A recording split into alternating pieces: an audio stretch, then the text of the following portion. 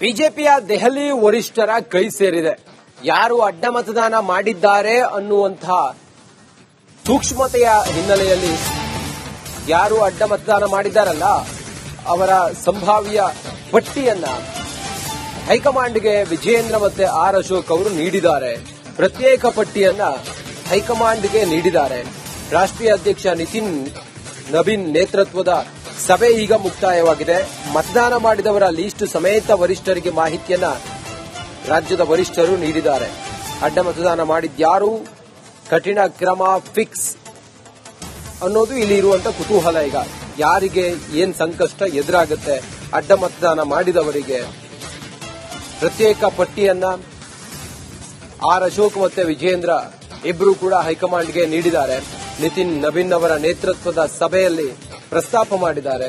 ಸಭೆ ಈಗ ಮುಕ್ತಾಯವಾಗಿದೆ. ಮತದಾನ ಮಾಡಿದವರ ಲೀಸ್ಟ್ ಸಮೇತ ವರಿಷ್ಠರಿಗೆ ಮಾಹಿತಿಯನ್ನ ಇಬ್ಬರು ನಾಯಕರು ನೀಡಿದ್ದಾರೆ. ಅಡ್ಡ ಮತದಾನ ಮಾಡಿದ್ಯಾರು, ಅಡ್ಡ ಮತದಾನ ಮಾಡಿದವರಿಗೆ ಯಾವ ರೀತಿ ಕ್ರಮ ಕೈಗೊಳ್ಳುತ್ತಾರೆ ಬಿಜೆಪಿ ಹೈಕಮಾಂಡ್ ಅನ್ನೋದನ್ನ ಕಾದು ನೋಡಬೇಕಾಗಿದೆ. ನಾವು ನಮ್ಮ ಅಧ್ಯಕ್ಷರು ಮತ್ತು ನಮ್ಮ ವಿಪ್ಪು ನಾವೆಲ್ಲರೂ ಕೂಡ ನಮ್ಮ ರಾಷ್ಟ್ರೀಯ ಅಧ್ಯಕ್ಷರನ್ನ ಭೇಟಿ ಮಾಡಿ ಕರ್ನಾಟಕದಲ್ಲಾಗಿರುವಂತಹ ಬೆಳವಣಿಗೆಯನ್ನ ಬಹಳ ಕೂಲಂಕುಷವಾಗಿ ಅವರಿಗೆ ಹೇಳಿದಿರಿ. ಸೊ ನಾವು ಹೋಗಕ್ ಮುಂಚೆ ಅವರನ್ನು ಕೂಡ ಬಹಳ ಇನ್ಫಾರ್ಮೇಶನ್ಸ್ ಅನ್ನ ತಗೊಂಡಿದ್ದಾರೆ. ಯಾರು ಈ ತರ ಮಾಡಿರ್ಬೋದು ಅನ್ನೋ ಅಂಕಿಅಂಶನೂ ಕೂಡ ಅವರ ಹತ್ರ ಮಾಹಿತಿ ಇದೆ. ನಾವು ಇಲ್ಲಿ ನಡೆದಿರುವಂತಹ ಘಟನೆ ಏನಾಗಿದೆ ಅದರ ಬಗ್ಗೆ ರಾಷ್ಟ್ರೀಯ ನಾಯಕರು ನೀವು ಕೊಟ್ಟಿರುವಂತಹ ಮಾಹಿತಿ ಮೇರೆಗೆ, ನಾವು ಕೊಟ್ಟಿರುವಂತಹ ಮಾಹಿತಿ ಮೇರೆಗೆ ಅವ್ರ ಮೇಲೆ ನಾವು ಸರಿಯಾದಂಥ ಸಮಯಕ್ಕೆ ಸೂಕ್ತ ಕ್ರಮಗಳನ್ನು ನಾವು ತೆಗೆದುಕೊಳ್ತೀವಿ.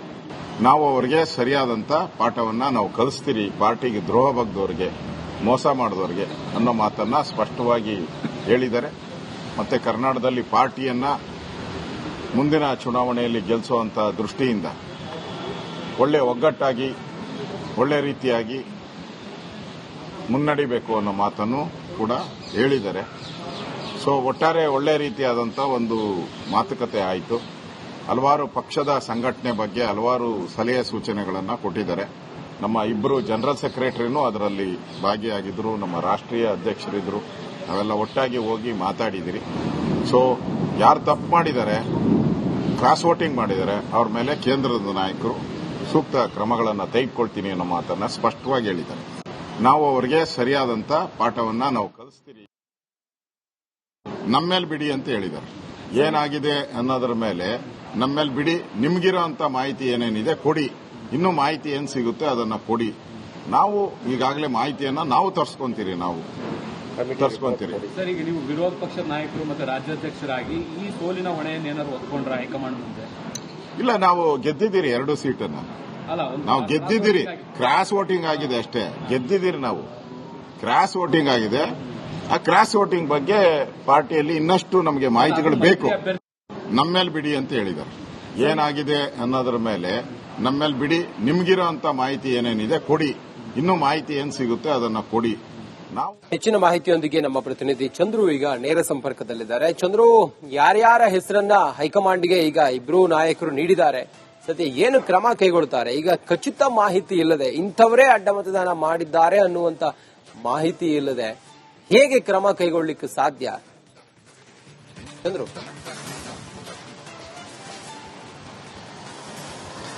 ರಂಜಿತ್, ಖಂಡಿತವಾಗ್ಲು ರಾಷ್ಟ್ರೀಯ ಅಧ್ಯಕ್ಷ ನಿತಿನ್ ನಬೀನ್ ಅವರ ಜೊತೆಯಲ್ಲಿ ರಾಜ್ಯ ಬಿಜೆಪಿ ರಾಜ್ಯಾಧ್ಯಕ್ಷರಾದಂತಹ ವಿಜೇಂದ್ರ ಹಾಗೆ ವಿಪಕ್ಷ ನಾಯಕ ಆರ್ ಅಶೋಕ್ ಸೇರಿದಂತೆ 5 ಪ್ರಮುಖ ನಾಯಕರು ಸಭೆಯನ್ನ ಮಾಡಿದ್ದಂಥದ್ದು. ಸೊ ಸಭೆಯಲ್ಲಿ ಒಂದಷ್ಟು ಮಾಹಿತಿಯನ್ನ ಕೊಟ್ಟಿದ್ದಾರೆ. ಆದ್ರೆ ಇಂಥವರ ಹೆಸರು ಅನ್ನುವಂಥದ್ದನ್ನ ಇವರಿಗೂ ಕೂಡ ಬಹಿರಂಗವಾಗಿ ರಾಜ್ಯದ ಯಾವುದೇ ನಾಯಕರು ಬಹಿರಂಗಪಡಿಸಿಲ್ಲ. ಕಾರಣ ಅಂತಂದ್ರೆ ಇದು ಗೌಪ್ಯ ಮತದಾನ ಆಗಿರೋದ್ರಿಂದ ಸಾಧ್ಯತೆಗಳ ಲೆಕ್ಕಾಚಾರದ ಆಧಾರದ ಮೇಲೆ ಈ ಒಂದು ಪಟ್ಟಿಯನ್ನ ಸಿದ್ಧವನ್ನ ಮಾಡಿ ಕೊಟ್ಟಿರ್ತಕ್ಕಂಥದ್ದು. ಅದರಲ್ಲೂ ಬಹಳ ಪ್ರಮುಖವಾಗಿ ಮಾಧ್ಯಮಗಳಲ್ಲಿ ಅನೇಕ ಹೆಸರುಗಳು ಬಂದಿತ್ತು. ಆದ್ರೂ ಕೂಡ ಬಹಿರಂಗವಾಗಿ ಯಾರು ಕೂಡ ಇಂಥವ್ರೆ ಅನ್ನುವಂಥದ್ದು ಕೂಡ ಸ್ಪಷ್ಟಪಡಿಸಿಲ್ಲ. ಸೊ ಹೀಗಾಗಿ ಗೌಪ್ಯ ಮತದಾನ ಹಿನ್ನೆಲೆಯಲ್ಲಿ ಒಂದಷ್ಟು ಲೆಕ್ಕಾಚಾರಗಳನ್ನ ಹಾಕಿ ಇಂಥವರು ಮಾಹಿತಿಯನ್ನ ಪಡೆದು ಒಂದಷ್ಟು ಲೆಕ್ಕಾಚಾರಗಳನ್ನ ಹಾಕಿ ಹೆಸರನ್ನ ಹೈಕಮಾಂಡ್ಗೆ ಕೊಟ್ಟಿದ್ದಾರೆ.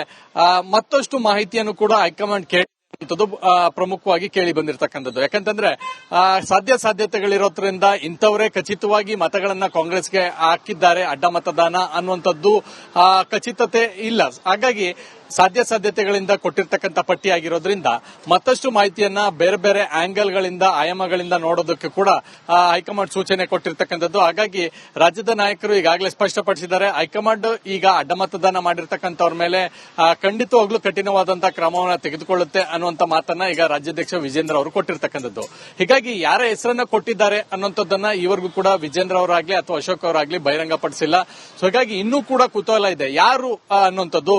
ಒಟ್ಟಾರೆ ನೋಡೋದಾದ್ರೆ 11 ಮತಗಳು ಅಡ್ಡ ಮತದಾನ ಆಗಿರ್ತಕ್ಕಂಥದ್ದು ಬಿಜೆಪಿ ಮತ್ತು ಜೆಡಿಎಸ್ ಪಕ್ಷದಿಂದ. ಸೊ ಹೀಗಾಗಿ ಬಿಜೆಪಿಯಿಂದ ಕನಿಷ್ಠ 4ರಿಂದ ಗರಿಷ್ಠ 7 ಜನ ಶಾಸಕರು ಅಡ್ಡ ಮತದಾನ ಮಾಡಿದ್ದಾರೆ ಅನ್ನುವಂತ ಮಾಹಿತಿ ಇರ್ತಕ್ಕಂಥದ್ದು. ಅದರಲ್ಲೂ ಪ್ರಮುಖವಾಗಿ ಬಿಜೆಪಿ ಅಭ್ಯರ್ಥಿಗೆ 3 ಜನ ಮತ ಹಾಕದೇ ಇರ್ತಕ್ಕಂಥದ್ದು, 3ರಿಂದ 4 ಅನ್ನುವಂಥದ್ದು. ಸೊ ಹೀಗಾಗಿ ಇದೆಲ್ಲವನ್ನು ಕೂಡ ಅಳೆದು ತೂಗಿ ಒಂದಷ್ಟು ಪಟ್ಟಿಯನ್ನ ಸಿದ್ಧ ಮಾಡಿಕೊಟ್ಟಿದ್ರು. ಸೊ ಈಗ ಅಂತಿಮವಾಗಿ ಹೈಕಮಾಂಡ್ ಯಾವ ನಿರ್ಧಾರವನ್ನ ತೆಗೆದುಕೊಳ್ಳುತ್ತೆ, ಒಂದ್ ವೇಳೆ ಈಗಾಗಲೇ 3 ಜನ ಶಾಸಕರನ್ನ ಈ ಹಿಂದೆ ಪಕ್ಷದ ಅಶಿಸ್ತು ಅಥವಾ ಬೇರೆ ಬೇರೆ ಕಾರಣಗಳಿಂದ ಉಚ್ಚಾಟನೆ ಮಾಡಲಾಗಿತ್ತು. ಸೊ ಈಗಲೂ ಕೂಡ ಯಾರು ಅಡ್ಡ ಮತದಾನ ಮಾಡಿದ್ದಾರೆ ಅವ್ರನ್ನು ಕೂಡ ಉಚ್ಚಾಟನೆ ಮಾಡುವಂತ ಸಾಧ್ಯತೆ ಇರ್ತಕ್ಕಂಥದ್ದು. ರಂಜಿತ್,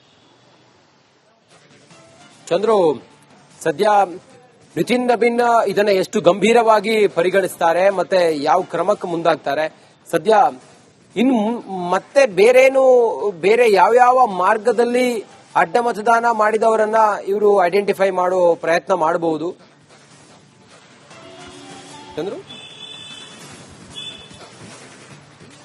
ಖಂಡಿತ ಹೈಕಮಾಂಡ್ ಇದನ್ನ ಬಹಳ ಗಂಭೀರವಾಗಿ ತೆಗೆದುಕೊಂಡಿರ್ತಕ್ಕಂಥದ್ದು. ಯಾಕಂತಂದ್ರೆ ಬಹುತೇಕ ದೇಶಗಳಲ್ಲಿ ಅನೇಕ ರಾಜ್ಯಗಳಲ್ಲಿ ಬಿಜೆಪಿಯ ಪರವಾದಂತ ಅಲೆ ಇರ್ತಕ್ಕಂಥದ್ದು. ಆದ್ರೆ ಕರ್ನಾಟಕದಲ್ಲಿ ಬಿಜೆಪಿ ಶಾಸಕರೇ ಕಾಂಗ್ರೆಸ್ ಪಕ್ಷಕ್ಕೆ ಅಡ್ಡ ಮತವಾಗಿ ಮತವನ್ನ ಹಾಕಿರ್ತಕ್ಕಂಥದ್ದು. ಇದು ಬಹಳಷ್ಟು ಗಂಭೀರವಾಗಿ ಪರಿಗಣಿಸಿದೆ. ಅದರಲ್ಲೂ ಬಿಜೆಪಿ ಅಭ್ಯರ್ಥಿಗೆ ಅನ್ಯಾಯ ಮಾಡುವಂತ ಲೆಕ್ಕಾಚಾರದಲ್ಲಿ ಶಾಸಕರು ಕಾಂಗ್ರೆಸ್ ಅಭ್ಯರ್ಥಿಗೆ ಮತವನ್ನ ಹಾಕುವಂತದ್ದು ಬಹಳ ಗಂಭೀರವಾಗಿ ಪರಿಗಣಿಸಿದೆ. ಸೊ ಹೀಗಾಗಿ ಯಾವುದೇ ಶಾಸಕರಾಗಿದ್ರು ಕೂಡ ಅವ್ರ ಮೇಲೆ ಕಠಿಣ ಕ್ರಮವನ್ನ ತೆಗೆದುಕೊಳ್ಳುವಂತದ್ದು. ಮುಂದಿನ ಬಾರಿ ಅವರಿಗೆ ಒಂದ್ ವೇಳೆ ಸಾಬೀತಾದ್ರೆ ಅವರಿಗೆ ಟಿಕೆಟ್ ಅನ್ನು ಕೊಡದೇ ಇರತಕ್ಕಂಥದ್ದು, ಜೊತೆಯಲ್ಲಿ ಅವರು ಗೆಲ್ಲದೇ ಇರೋದಕ್ಕೆ ಏನೆಲ್ಲ ಲೆಕ್ಕಾಚಾರಗಳನ್ನು ಹಾಕಬೇಕು ಅಂತ ಎಲ್ಲ ಸಾಧ್ಯತೆಗಳನ್ನು ಕೂಡ ಹೈಕಮಾಂಡ್ ಚರ್ಚೆಯನ್ನ ಅಥವಾ ಒಂದಷ್ಟು ಲೆಕ್ಕಾಚಾರಗಳನ್ನ ಹಾಕ್ತಾ ಇದೆ. ಮತ್ತೊಂದು ಕಡೆ ಯಾವ್ಯಾವ ಆಯಾಮದಲ್ಲಿ ಶಾಸಕರು ಏನು ಅಡ್ಡ ಮತದಾನ ಮಾಡಿದ್ದಾರೆ ಅನ್ನುವಂಥದ್ದನ್ನು ನೋಡೋದಾದ್ರೆ ಹೈಕಮಾಂಡ್ ಒಂದಷ್ಟು ಲೆಕ್ಕಾಚಾರ ಹಾಕಿದೆ. ಏನಂತಂದ್ರೆ ಶಾಸಕರು ಯಾರಿಗೆ ಒಂದಷ್ಟು ಇತ್ತೀಚೆಗೆ ಡಿ ಕೆ ಶಿವಕುಮಾರ್ ಅವರಿಗೆ ಅಥವಾ ಅವರ ಆಪ್ತರ ನಡುವೆ ನೇರವಾಗಿ ಸಂಪರ್ಕದಲ್ಲಿದ್ರು, ಯಾವ್ಯಾವ ಮೂಲಗಳಿಂದ ಹಣ ಬಂದಿದೆ ಅಥವಾ ಹೊಸದಾಗಿ ಯಾರಾದ್ರೂ ಜಮೀನನ್ನ ಕೊಂಡ್ಕೊಂಡ್ರೆ ಅಥವಾ ಕಾರು ಮನೆಗಳನ್ನ ಕೊಂಡ್ಕೊಂಡ್ರೆ ಸಾಧ್ಯತೆಗಳನ್ನ ಲೆಕ್ಕ ಹಾಕುವಂತದ್ದು, ಮತ್ತು ಈ ಸರ್ಕಾರದಲ್ಲಿ ಯಾರಿಗೆ ಅತಿ ಹೆಚ್ಚು ಅನುದಾನವನ್ನ ಕೊಡ್ತಾರೆ, ಈ ರೀತಿಯಾದಂತ ಅನೇಕ ರಾಜಕೀಯ ಲೆಕ್ಕಾಚಾರಗಳನ್ನು ಕೂಡ ಹೈಕಮಾಂಡ್ ಕಲೆ ಹಾಕುವಂತ ಸಾಧ್ಯತೆ ಇದೆ. ಸೊ ಹೀಗಾಗಿ ಅದರ ಜೊತೆಯಲ್ಲಿ ಕಾಂಗ್ರೆಸ್ನ ಮೂಲಗಳೇ ಒಂದಷ್ಟು ಜನರನ್ನ ಈಗಾಗಲೇ ನಮ್ಮ ಜೊತೆಯಲ್ಲಿ ಸಂಪರ್ಕದಲ್ಲಿದ್ರು ಅನ್ನುವಂತ ಒಂದಷ್ಟು ಆಂತರಿಕ ಚರ್ಚೆಗಳ ನಡೆದಂತ ಸಂದರ್ಭದಲ್ಲಿ ಆ ನಾಯಕರು ಬಿಜೆಪಿ ನಾಯಕರ ಜೊತೆಯಲ್ಲಿ ಚರ್ಚೆ ನಡೆಸಿ ಮಾಹಿತಿಯನ್ನ ಬಹಿರಂಗಪಡಿಸುವಂತ ಸಾಧ್ಯತೆ ಇದೆ. ಸೊ ಹೀಗಾಗಿ ಇದು ಒಂದಲ್ಲ ಒಂದು ದಿನ ಹೊರಗೆ ಬಂದೇ ಬರುತ್ತೆ ಅನ್ನುವಂತ ಲೆಕ್ಕಾಚಾರಗಳು ಕೂಡ ಇರ್ತಕ್ಕಂಥದ್ದು.